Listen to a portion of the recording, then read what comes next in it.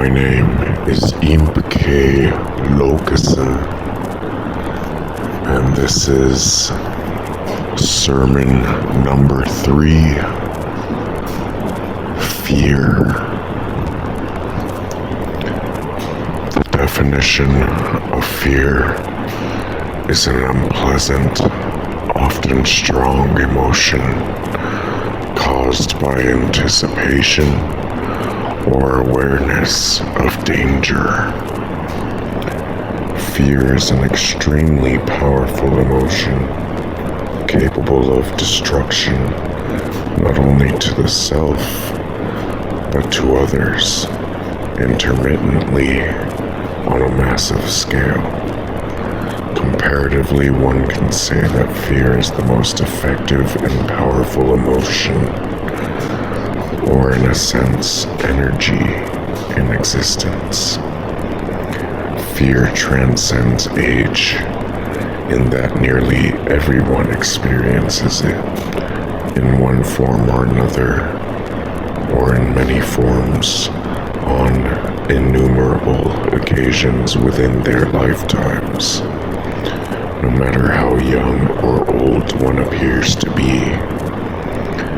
Correspondingly, fear also has the ability to make a presumably mature adult regress to his or her most juvenile, unsophisticated, nearly infantile state. Example number 1. The terroristic toxic gas incident. In 1995, a group of religious terrorists released toxic sarin gas into the Tokyo subway system. As a result, over 5,000 people poured into hospitals claiming to be experiencing the symptoms associated with toxic gas exposure, including dizziness and nausea. However, after testing patients, doctors found that more than 70% of the people who fell ill were not even exposed to the gas at all, but instead were subjected to fear-based mass hysteria. Example number 2, the Tennessee high school toxic gas incident of 1998. In 1998, a high school in Tennessee, a teacher complained about a pungent, gaseous aroma in her classroom. Soon after, she became ill, experiencing symptoms of nausea, shortness of breath, dizziness, and a headache. Without hesitation, a great number of students in the classroom started to experience similar symptoms, and not long after that, the rest of the school was afflicted. The school was evacuated as firefighters, ambulances, and police arrived on the scene. That night, their local ER had admitted 80 students and 19 staff members. What was this mysterious toxic gas that provoked such disorder? After several comprehensive investigations, government agencies found nothing. Blood tests showed no signs of any harmful compounds. In fact, according to Timothy Jones, an epidemiologist, the fear of being poisoned was so great and had spread so rapidly that the fear itself and the mind's powerful ability to materialize a myriad of items produced the symptoms experienced by everyone involved. Additionally, the New England Journal of Medicine attributed the outbreak to a phenomenon known as mass psychogenic illness, which can occur when the fear of infection spreads as quickly and vigorously as the disease itself. Example number 3, the strawberries with sugar virus of 2006. In May of 2006, an outbreak of the so-called Morangos com açúcar virus, or strawberries with sugar virus, was reported in Portuguese schools. The virus was named after the popular teen girls show Morangos com Açúcar. 300 or more students at 14 different schools reported similar symptoms to those experienced by characters in an episode in which a life-threatening virus inflicted the school depicted in said show. Symptoms included rashes, difficulty breathing, and dizziness. The belief that there was a medical outbreak forced many schools to temporarily close. The Portuguese National Institute for Medical Emergency eventually dismissed the illness as, once again, fear-based mass hysteria. There are so many examples I can give, akin to the 3 examples I've given you, but I feel like these should suffice for now. So, what causes fear? Why do we feel this emotion? Is it a weakness or a strength? Is it a sign of intelligence or a lack thereof? According to many professors, scientists, doctors, etc., fear triggers a primitive part of the brain known as the amygdala.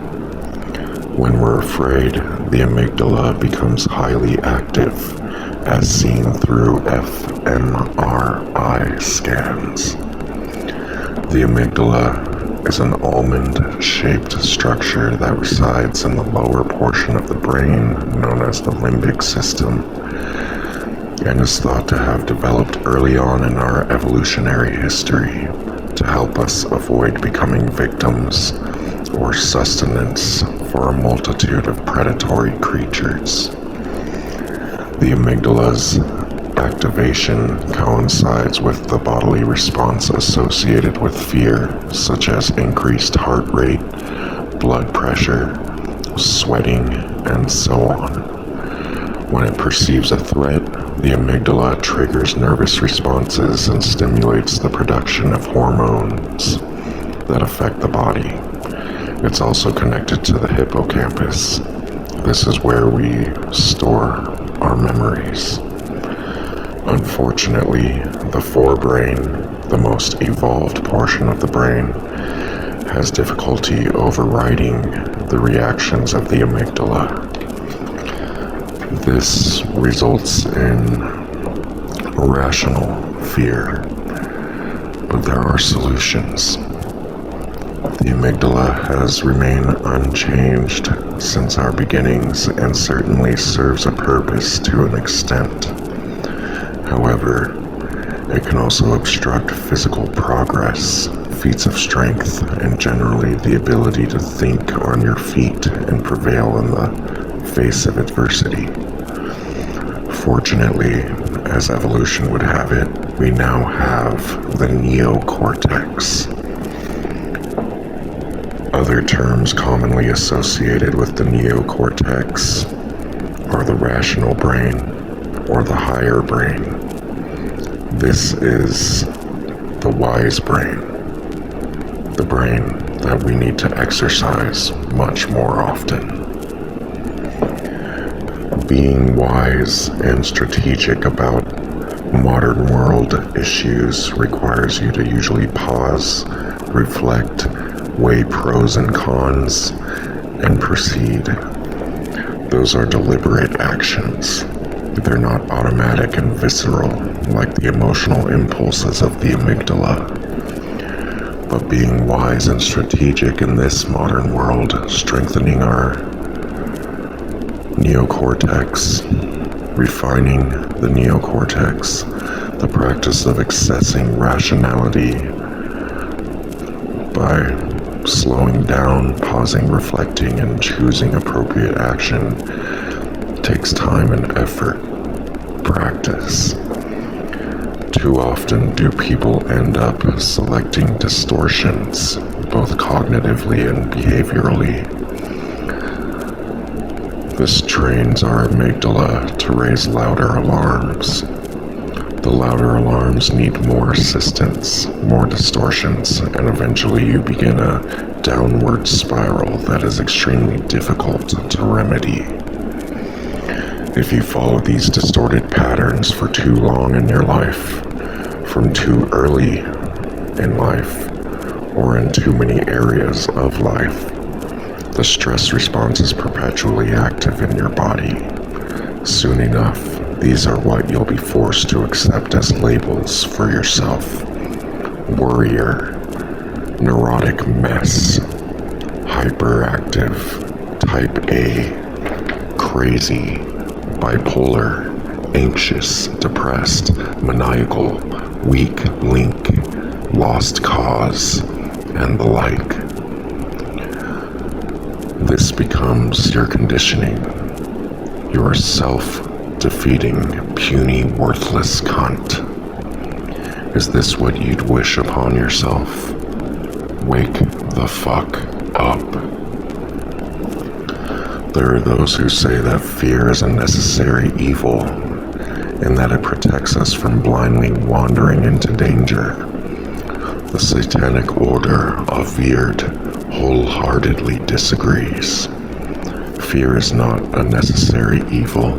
In fact, fear isn't necessary or evil. It's a hindrance and a nuisance. And if you are one of us, a Lokessen of the Satanic Order of Wyrd, you'll do well to free yourself of this burden, and we will help you.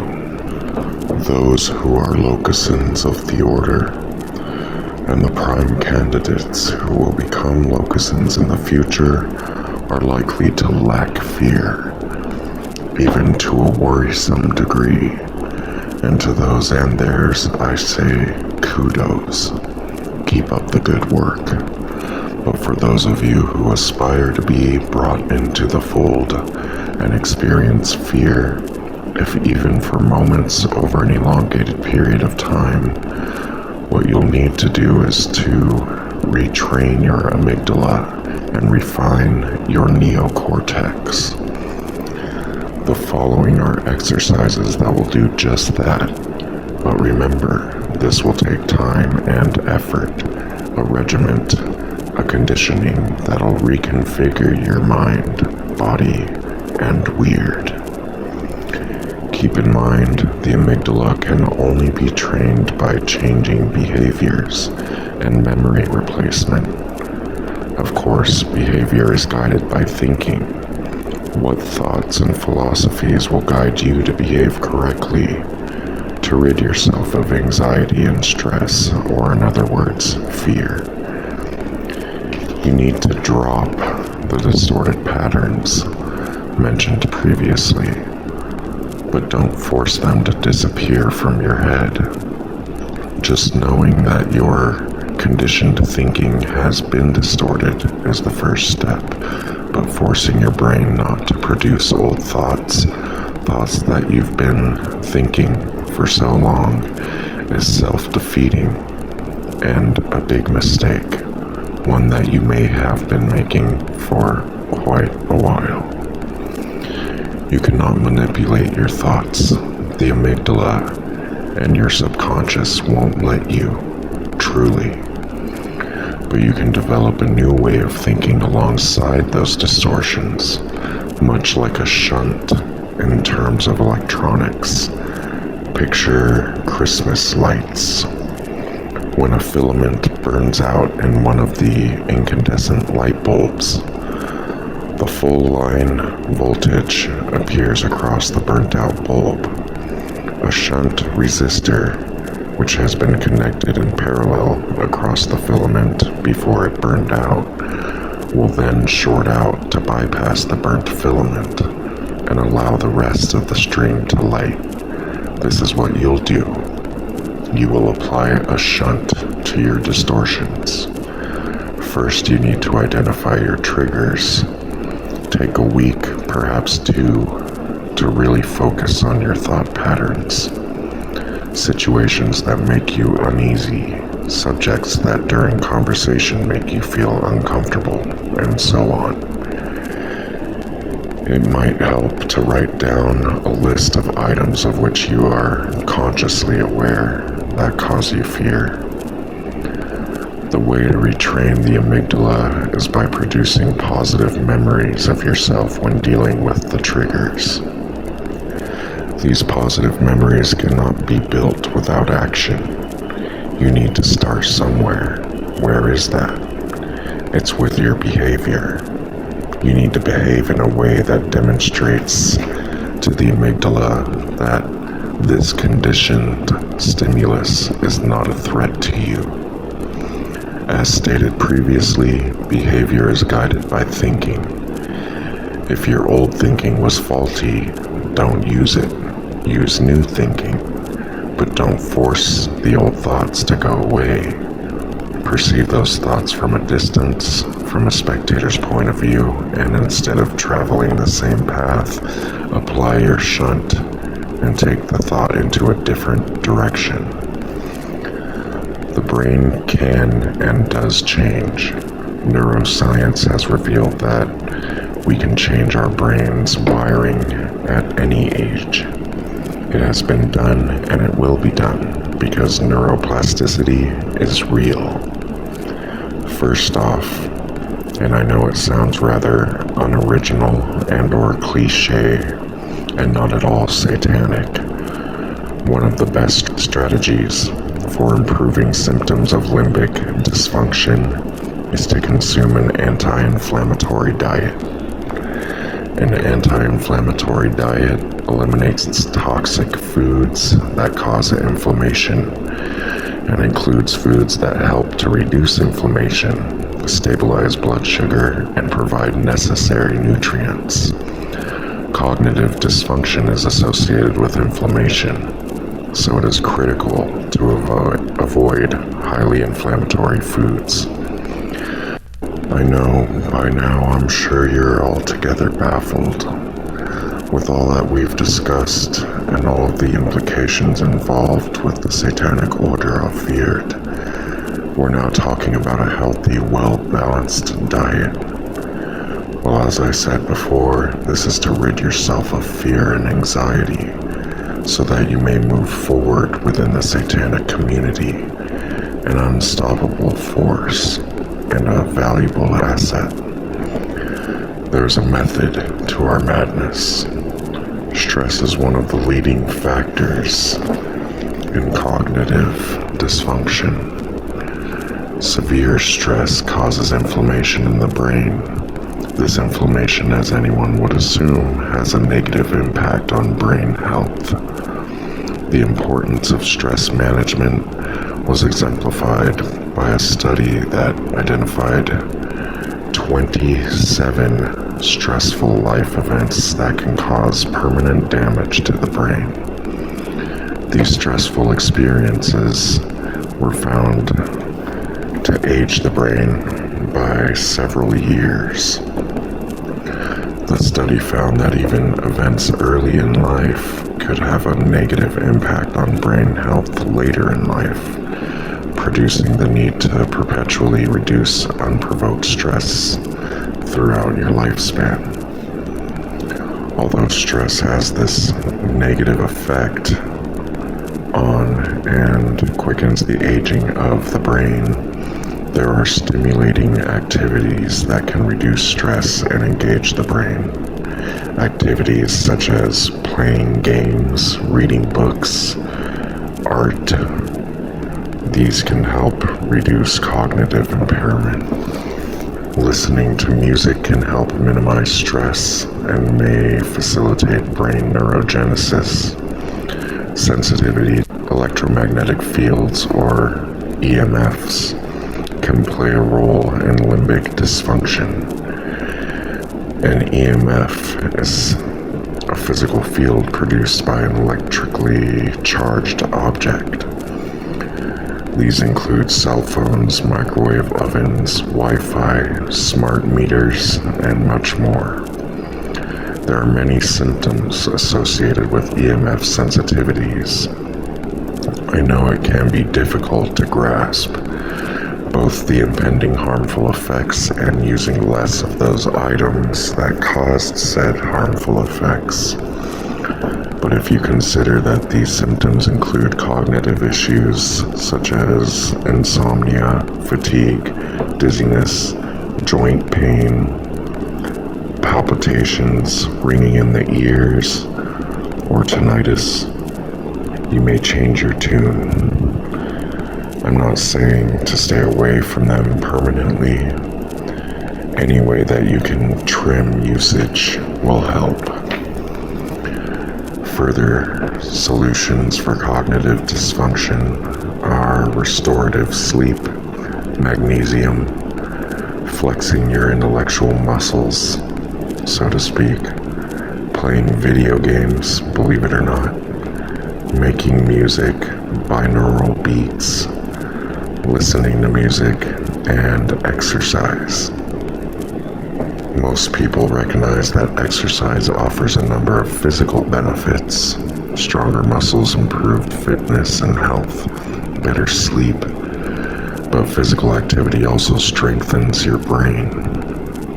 Exercise, aerobic exercise in particular, can lead to improvements in cognitive abilities like learning and memory. It can protect against cognitive decline, increased blood flow, and cell growth in the brain are popular byproducts, and reduction of depression. Fancy that. Regardless of all these previously mentioned practices, there are more extreme methods. If you've made it this far and feel that what I'm saying resonates with you, you may choose to pursue the succeeding methods over the preceding. The following are practical applications of the methods integrated and reconstructed by the Satanic Order of Wyrd to rid yourselves of fear and anxiety. Operant conditioning, also known as instrumental conditioning, is a method of learning that employs punishments and rewards for your behavior. In this method, a link is established between a behavior and a consequence, positive or negative, for that behavior. For example, when a monkey presses a button when an LED light is on, the monkey is rewarded with a banana. When the monkey presses the button while the LED light is off, the monkey receives an electric shock. As a result, the monkey forms a link between the behavior and the consequence. Operant conditioning was first thoroughly studied by an American psychologist named Edward Lee Thorndike in the late 19th century. He advanced a psychological principle called the law of effect. This law states that actions that result in favorable outcomes have a higher probability of being repeated, while those followed by unfavorable outcomes are less likely to be repeated. Burris Frederick Skinner also made great strides in this field.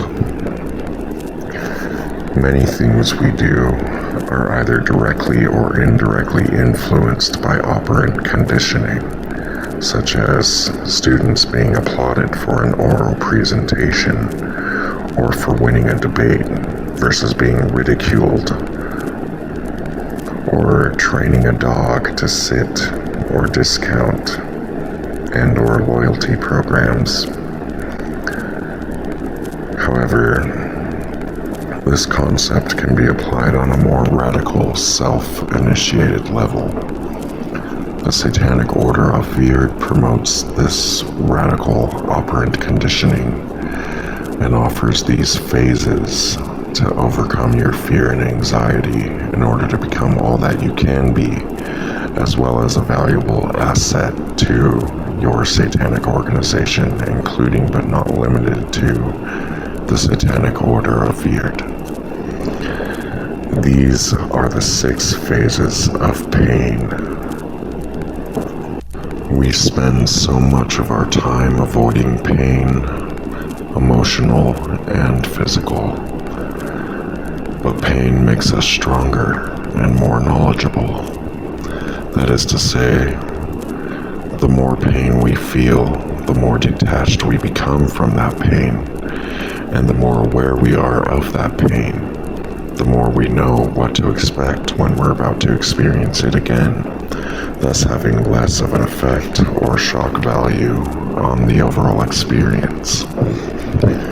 As a result of inadvertent conditioning, we also fear the source substantially less or not at all. Therefore, it is prudent to maintain that enduring more pain, emotional and physical, is a mechanism to be used in association with other mechanisms with which we can rid ourselves of fear. This is our 6 phases of pain. The 6 phases of pain start rather insipid and gradually become more intense. Once you've reached the 6th phase, you should be well on your way to not only generally fearing less, but you'll be viewing life in a different light as well.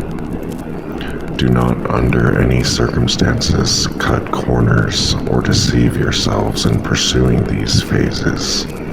If you do, you'll only be cheating yourselves, and when the time comes, we will know what you've done, or have not done, as it were. In regards to operant conditioning, your reward will not be material. Your reward will be that you've successfully completed the 6 phases of pain. Your reward will be that you're fearless, strong, and your knowledge of yourselves will have matured to a substantial degree. Your reward is that you've become 6 steps closer to becoming an adept, powerful member of your Satanic Organization and or a Lokessen of the Satanic Order of Wyrd. Phase number 1, the Humiliation Declaration. This first phase is quite simple and takes little physical effort to accomplish. You'll need to go somewhere reasonably populated, such as a food court in a mall or a grocery store. However, the recommended venue is a Christian church on a Sunday morning during Mass, and you'll want to dress in attire that is easily removable, but semi-formal nonetheless. Enter the cathedral, chapel, mosque, parish, or what have you. Center yourself among the Christians, standing, and begin to remove your clothes. You may keep your undergarments. Scream in the loudest, most intimidating voice that you can manage. Then cry or simulate crying in a pathetic, desperate, hysterical manner. While crying, reach out your arms or hands to those closest to you. If there exists a sympathetic person or persons who attempt to take your hands in theirs, slap their hands whilst shouting gibberish. Gather your clothes and slowly vacate the premises. You've completed the first phase. You're ready to move on to the second. Phase 2, the revealing of truths. People lie. It's part of being human. Whether they're substantial and incriminating or simple so-called white lies. They're ever present in our lives and on a regular basis, and you're no exception. I had the privilege of speaking to 3 psychologists of private practices who each revealed a story of one of their many clients. The first was a woman in her late 30s who struggled with her parents' reaction to her falling in love with a man from another culture. The second revealed that a young man who'd finished law school secretly pursued a career in comedy for a decade before he told his family. Finally, the third revealed that a middle-aged man had told his wife and kids since the beginning of their relationship, and since the children could comprehend such information, that he was a military combat trainer for a great deal of his life before ultimately changing careers. As a result, they, his family, had spent their lives shrouded in a false sense of security until one of his teenage children looked into the validity of his claim. Once confronted with too many difficult questions, the man finally came clean. His wife and children were devastated. The psychologists stated that they'd encouraged their clients to disclose their secrets, and in the aftermath they would be forced to summon the courage and discipline to attempt ongoing understanding and healing with family and friends who had negative responses. Whether or not those close to the patients in question accepted or even embraced the changes, however, was less important than the patient's decision to tell the truth and stand their ground. Many of the psychologists' patients who were given these directives felt a huge sense of relief after clearing the air, so to speak, because they no longer had to carry the weight of their secrets. They could just be themselves fully without worrying about maintaining a false front. If your identity is based on the views of others, and you rely on those views to maintain your reality, you, in all honesty, don't know yourself at all. You're a weakling. You're a parasite. You're disposable. Many psychologists, life coaches, authors, and unsolicited advisors will tell you that this task requires finesse or delicacy or both, that you should hold out for an opportune moment, that you should reassure the recipient of your truths that you're still the same person, that you should be aware of your feelings and comfort levels and work through your guilt and shame before acting. To the Satanic Order of Wyrd, this is bullshit. You deserve this rude awakening. You need this most awkward of situations to inflict pain back at you, and you need to endure it. Reap what you sow. Consequently, you will gather those who mean the most of you, those to whom you've lied, whether they were little white lies or substantial, possibly incriminating lies. Reveal to each person the lies that you've told them. Reveal the truth behind those lies. While revealing the lies and preceding truths that led to them, keep a straight face. Don't use body language. Don't seek sympathy. Remain neutral, seemingly unscathed by what is unfolding. Wait for their responses. listen to each response intently. If your honesty is breaking these bonds of friendship or family, so be it, for they don't care for you enough to support you through your trials, and they can't see your transformation of becoming a stronger, fearless being, as well as a valuable asset to a crucial and robust organization. As the phase draws to a close and weeds out those who revealed their true colors in a negative sense, excuse yourself. Find a place where you can be alone and comfortable. Reflect on what has transpired.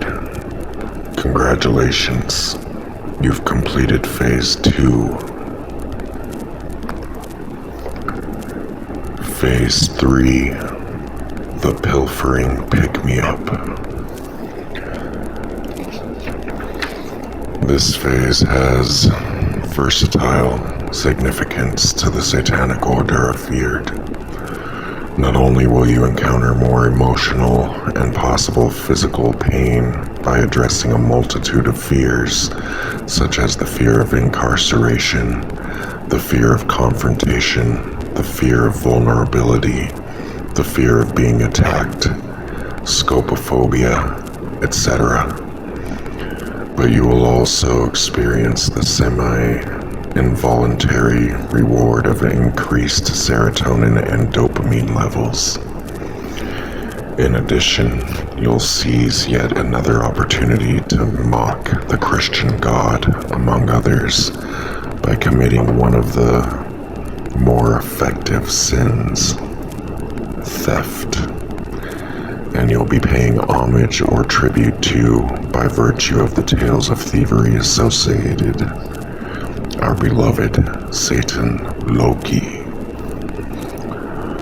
All that is required of you in this phase is that you stroll into a grocery store or mini market or a retailer of sorts and steal or shoplift a single item.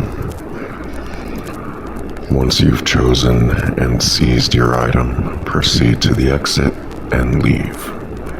If you are pursued, run.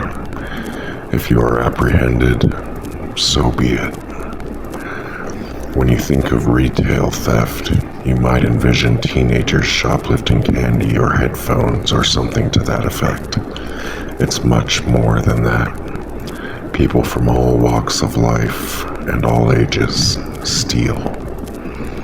More than 44 billion in merchandise goes missing across the United States each year alone. According to many psychologists and professors, and specifically one professor at the University of California, San Francisco, an act of theft can bring forth someone's hidden traits, paradoxically proving beneficial to their personal development. Essentially, this is the sole purpose of this phase. Congratulations, you've successfully completed Phase 3. Phase 4, the Scales of Skirmish. That which doesn't kill us makes us stronger. Friedrich Nietzsche.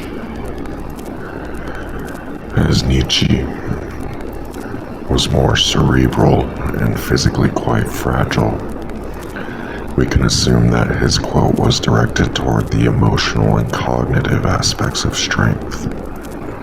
However, he did suffer from syphilis and was sickly for most of his life, so he could have been referring to the physicality of pain and suffering and the ability to overcome suffering, resulting in the celebration of suffering. Regardless, this quote in itself is the sole inspiration of the phase. But as per usual, our reasons are multifaceted. These arguments are as follows. Stress and fear, to an extent, are the body's responses to emergencies.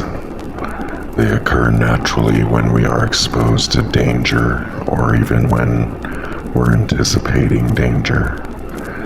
We've already discussed the implications therein, but prolonged stress and habitual fears in everyday life have negative impacts on health. Stress and/or fear can manifest as worry, irritability, restlessness, insomnia, anger, dread, and many more mental and emotional symptoms. Physically, stress and/or fear can cause muscle tension, headaches, back pain, dry mouth, clammy skin, indigestion, frequent urination, rapid pulse, and respiratory problems. With such a long list of symptoms, it's obvious that we need active ways to relieve or treat such ailments. Physical activity can help alleviate stress, and fighting for the sake of fighting in particular has numerous mental and physical health benefits. In addition, fighting for the sake of fighting results in the release of endorphins, the neurotransmitters that elevate your mood. Physical activity also reduces stress hormones such as adrenaline and cortisol. In other words, when you fight, it brings your stress and fear or anxiety levels down on a neurochemical level. Fighting also impacts your concentration. When you're fighting, it's easy to forget everything else that's on your mind and just focus on punching or kicking or headbutting or whatever, because it requires all of your attention and moves at a quick pace.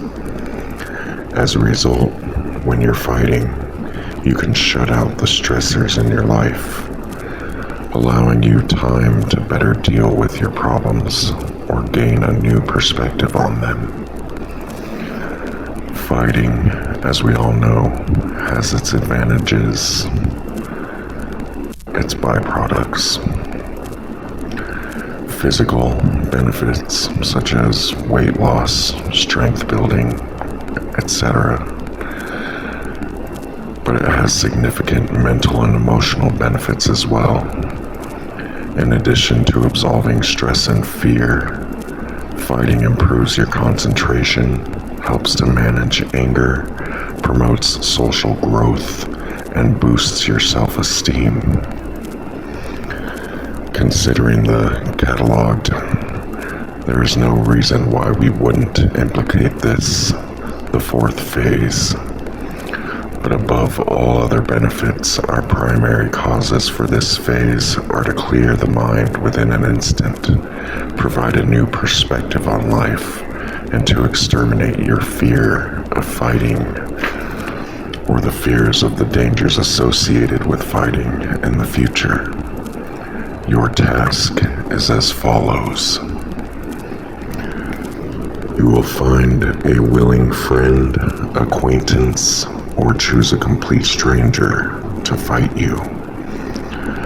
Whether it is in accord with the other or violently and abruptly provoked, you will fight. If you've never endured a fight, there's a first time for everything. Make sure that the location is somewhat secluded or populated in a manner that a display such as this doesn't negatively impact spectators. And if you're apprehended by police officers, once again, so be it.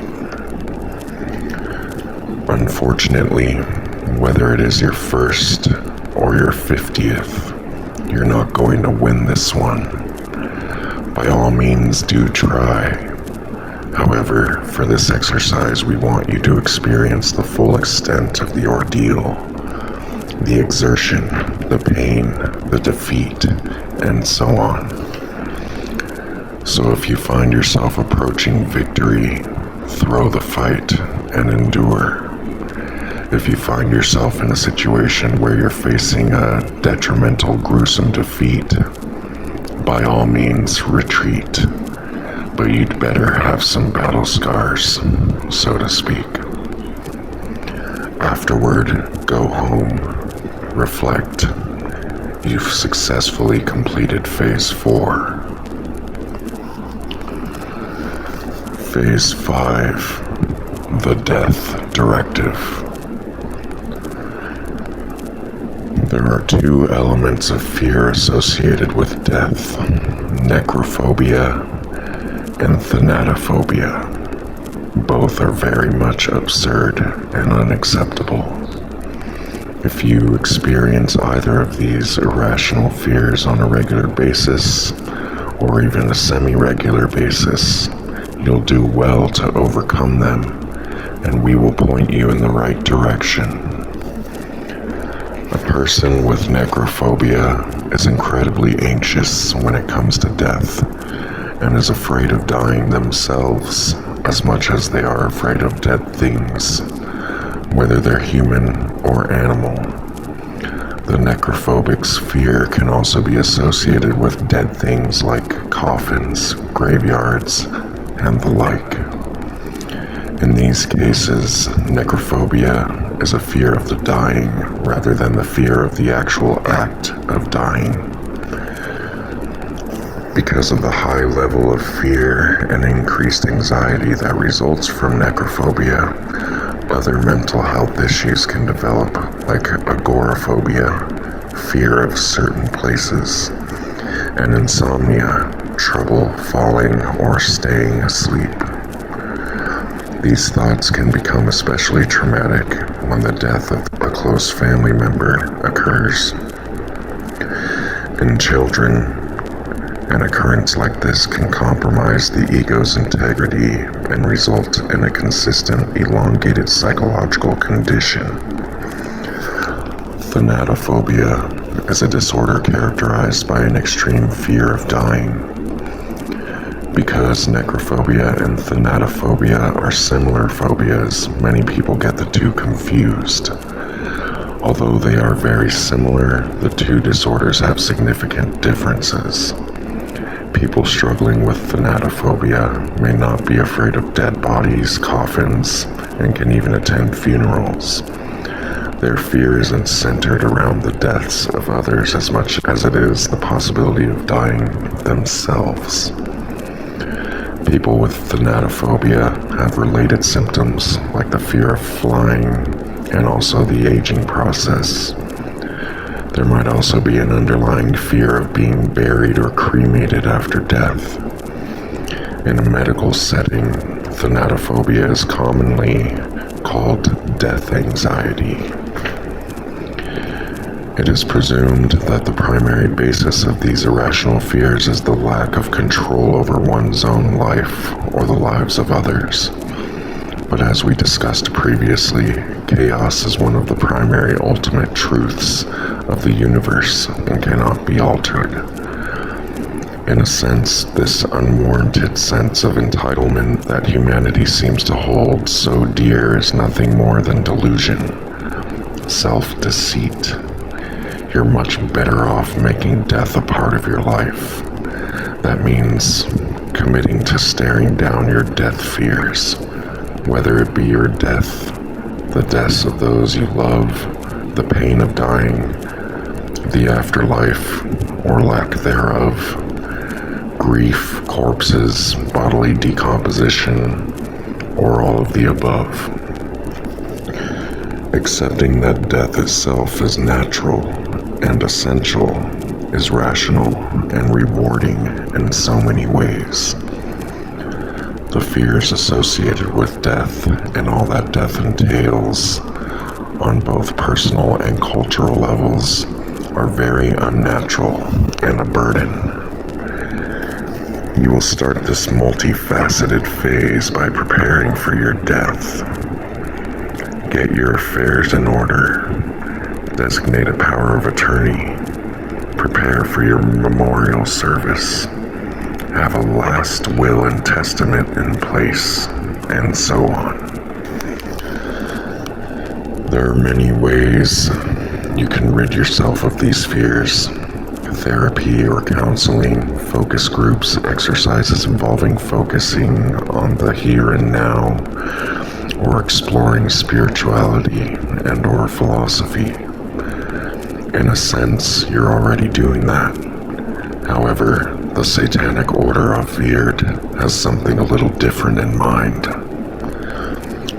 Now, first, you'll acquire a freshly dead animal, preferably a pig, boar, dog, deer, bigger game by any means necessary. Get very close to the animal and inhale through your nose deeply. Smell the warmth and the cold, the dense, humid cold, the metallic scent of blood, an underlying aroma of feces and urine, the scent of meat, the gamey, somewhat sweaty, pungent odor. Touch the corpse. If there is an open wound, reach inside and fondle the innards. If there isn't an open wound, make one. Move away from the corpse, just a few paces, and stare at the corpse. Imagine the hardships that it faced throughout its life. Contemplate the hardships of the world. Contemplate the emotional trauma you've endured throughout your life. This animal is free from all of this now, no longer a prisoner to the mortal coil and the husk. And if your necessary means of acquiring this animal was murder, then you set the animal free. Well done.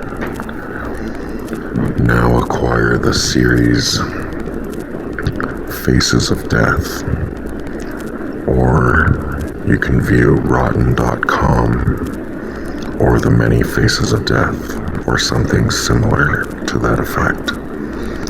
Subject yourself to the videos. Watch whatever you've obtained in their entirety. If you feel sick or overwhelmed, keep watching. Muscle through it. You can do this. Now acquire these works. Tomino's Hell, The Orphan's Story, The Book of the Sacred Magic of Abramelin the Mage, The Lesser Key of Solomon, and other texts, if possible, that carry the same overall proclamation, like The King in Yellow. The proclamation that if you read these texts, you're cursed to die or go mad or be visited by evil entities or something to that effect. Research them before reading. Read them in full. Go through the motions that reading these books entail. Psych yourself out. Give in to the possibility that the negative repercussions may indeed take effect, changing your life and your perceptions of the world as you know it. Endure the stages of acceptance and carry on. You've successfully completed Phase 5. Phase 6. The rest stop, repeat. This phase is a break, a rest stop, a moment to process and unwind after everything you've accomplished. Take a moment to reflect once you feel like you've rejuvenated and overcome certain faulty wiring, so to speak, within the brain. Repeat phases 1 through 5 once more. You may even consider completing the 6 phases of pain a third time, And if you sincerely feel that it's necessary, then by all means do so. We do not condone a fourth reiteration. Congratulations. You've successfully completed the 6 phases of pain. Well done. Many may find these methods to be radical, morbid, corporal, and/or absurd. However, in some circles, our phases may be viewed as ineffective and even mediocre. Regardless of either, the Satanic Order of Wyrd has witnessed their fruitful results and stands by them. However you choose to overcome your irrational fears, we wish you absolute success. When you find yourself free of the burden, you'll be, as stated many times in the past, one step closer to becoming an adept Lokessen of the Satanic Order of Wyrd, and one step closer to being a formidable asset in any Satanic Organization. Your will be done. Hoggle Satanic Loke. Thank you for listening. If you liked this video or any of the others, like and subscribe.